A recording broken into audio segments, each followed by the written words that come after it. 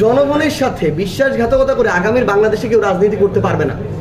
ভাই একটু আগে একটা কথা বলেছেন, আমি শুধু অ্যাড করি, আমরা জনাব মির্জা ফখরুল ইসলাম আলমগীরকে অত্যন্ত শ্রদ্ধা করি, আমরা তাকে সজ্জন ব্যক্তিও মনে করি, কিন্তু আমরা স্পষ্ট করি, শুধু তাকে নয়, শুধু বিএনপিকে নয়, পুরো বাংলাদেশে যারা আগামীতে রাজনীতি করতে চান আমরা স্পষ্ট করে বলি, ভারতীয় আধিপত্যবাদের অধীনে বাংলাদেশে আর কোনো রাজনীতি চলবে না।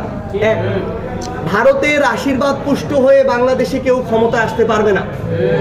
কোনো রাজনৈতিক দলকে ছোট করে টিটকারি করে যারাই করেছে, আজকে থেকে 2 বছর আগে বিএনপি জামায়াত ইসলামকে নিয়ে এভাবে আওয়ামী লীগ টিটকারি করত, ছোট করত, যারাই করেছে তাদের পরিণতি আগামীর বাংলাদেশের রাজনীতিতে ভালো হবে না। আমরা স্পষ্ট করে আরো কিছু জিনিস আপনাদেরকে শুধু বলে দেই যে আগামীতে এই বাংলাদেশে যারা 24-এর অভ্যুত্থানে হাজারের অধিক মানুষকে খুন করেছে, সেই ফ্যাসিস্টদের অংশগ্রহণে আগামীর বাংলাদেশে কোনো নির্বাচন হবে না।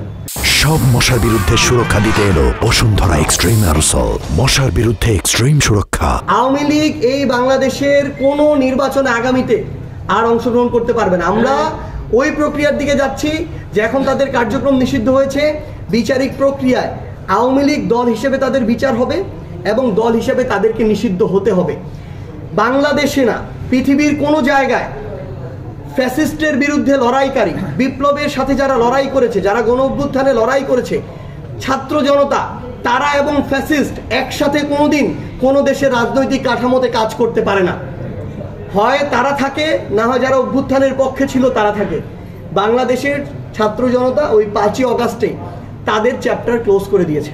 সো আমরা স্পষ্ট করে বলি, কেউ যদি প্রকাশ্যে তো নাই, মনে মনেও এই চিন্তা করেন যে আওয়ামী লীগ এবং তাদের দোসরদেরকে আপনারা বিরোধী দল বানাবেন, আওয়ামী লীগ এবং তাদের দোসরদেরকে ক্ষমতার গুরুত্বপূর্ণ একটা জায়গায় এনে অন্য কোনো দেশ কিংবা এজেন্সির সাথে ভিতরে নেগোসিয়েশন করবেন, জনগণ আপনাদেরকে বয়কট করবে, এই স্বপ্ন দেখা বন্ধ করে।